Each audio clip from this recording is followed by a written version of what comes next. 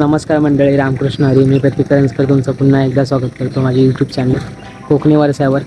तर आज आपण जाणार आहोत चिपळूणमधील एका प्रसिद्ध मंदिरात, आणि त्या मंदिराचं नाव आहे गांधारेश्वर मंदिर.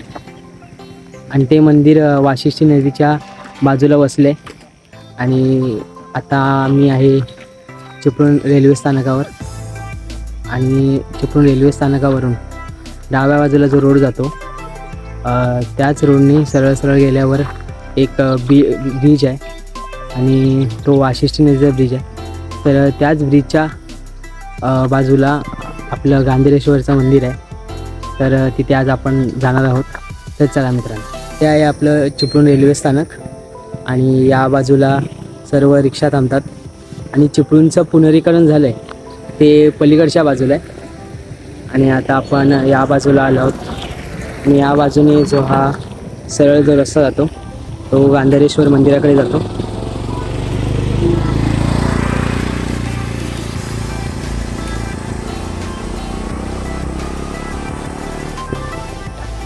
तर इथे लिहिलं सुद्धा आहे गांधारेश्वर मंदिर या बाजूला आहे असं.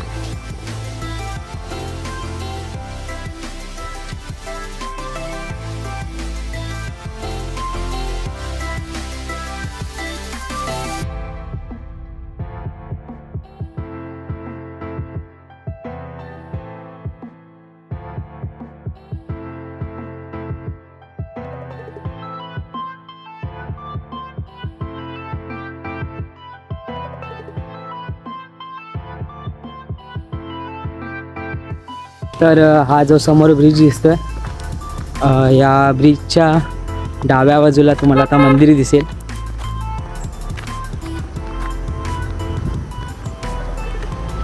ही आहे आमची वाशिष्ठी नदी.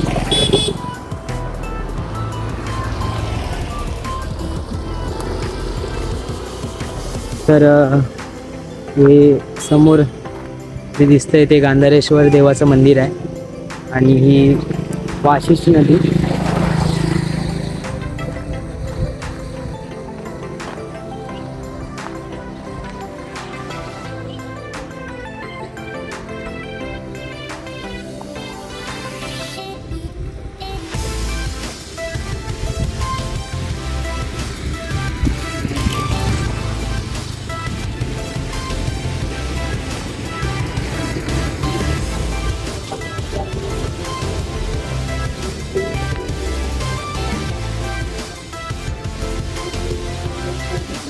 तर हे आहे गांधारेश्वर देवाचं मंदिर, आणि ह्या बाजूला आहे हा रेल्वे स्टेशन चिपळूणचं. तर आता जाऊया मंदिराकडे.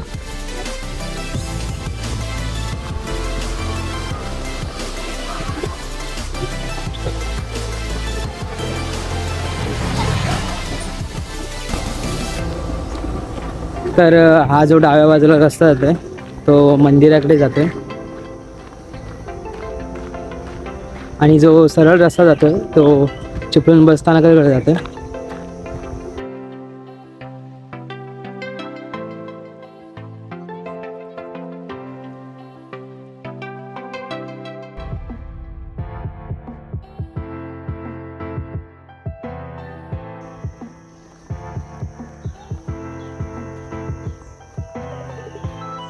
तर आपण मंदिराच्या इथे आलो आहे. आता अजून पुढे जाऊन मंदिर व्यवस्थित दाखवण्याचा प्रयत्न करतो.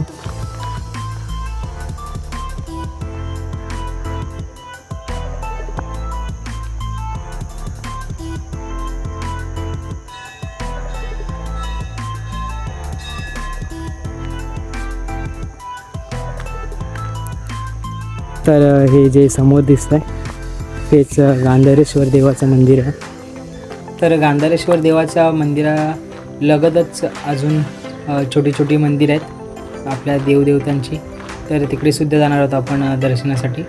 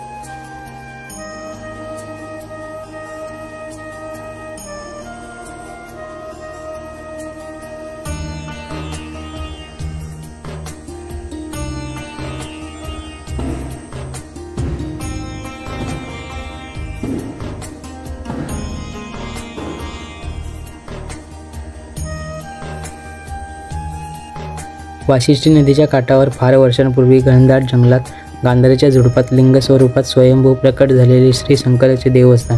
येथील एका शेतकऱ्याच्या घरातील गाय दूध देत नव्हती. त्याने तिच्यावर लक्ष ठेवले. ती गांधारीच्या झुडपात उभी राहून आपल्या दुधाचा पान्हा सोडून अभिषेक करत होती. त्या ठिकाणी शिवलिंग सापडले. गांधारीच्या झुडपात सापडल्यामुळे त्याचे नाव गांधारेश्वर असे नामकरण झाले. तसेच वेळेवर पाऊस सुरू झाला नाही किंवा दुष्काळ पडला तर श्री गांधारेश्वर मंदिराचा गाभारा पाण्याने भरण्याची प्रथा आहे. ही प्रथा नवस म्हणून केली जाते आणि या नवसाला पाहून पाऊससुद्धा सुरू होतो अशी भक्तांची श्रद्धा आहे. श्री गांधारेश्वर मंदिरात भक्त गांधारेश्वर देवाचे दर्शन घेण्यासाठी येतात. तसेच आजूबाजूचा परिसर पाहण्यासाठी येतात. पण दर सोमवारी भक्तांची येथे विशेष गर्दी असते. तसेच श्रावण सोमवारी व महाशिवरात्रीला येथील ग्रामस्थ धार्मिक कार्यक्रम साजरे करतात.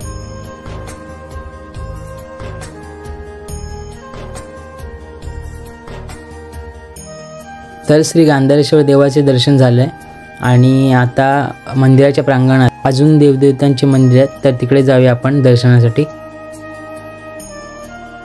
तर आता आपण आलो आहोत श्री भवानी देवीच्या मंदिरात.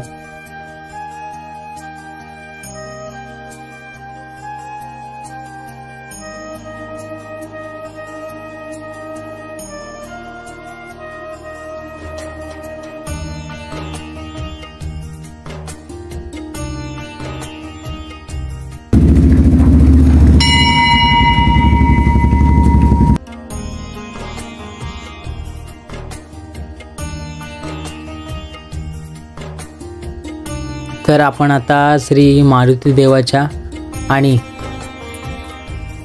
श्री गणपती देवाच्या मंदिरात आलो आहोत.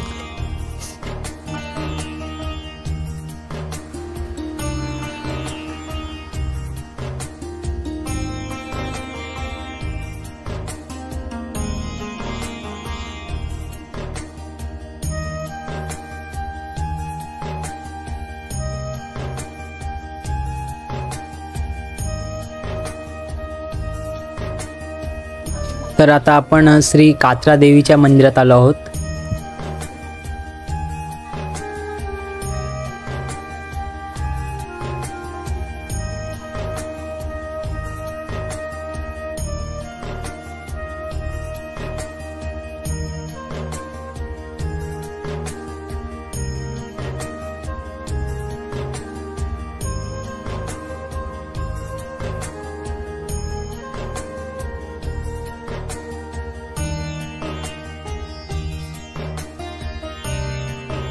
तर आता आपण आलो आहोत श्री शीतला देवीच्या मंदिरात.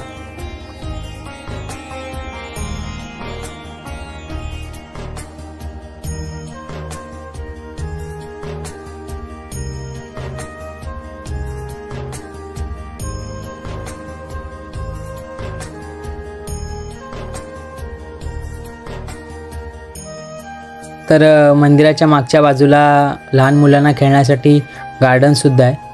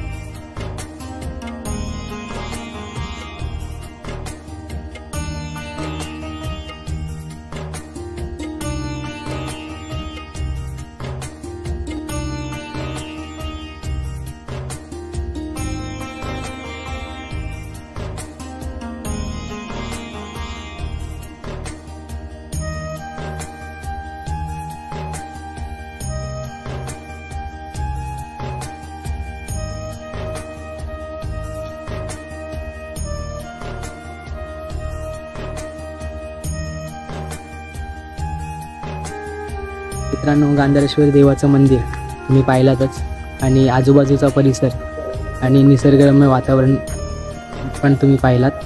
तर व्हिडिओ आवडला असेल तर लाईक करा, कमेंट करा, शेअर करा आणि सबस्क्राईब करायला विसरू नका कोकणी वारसा यूट्यूब चॅनल.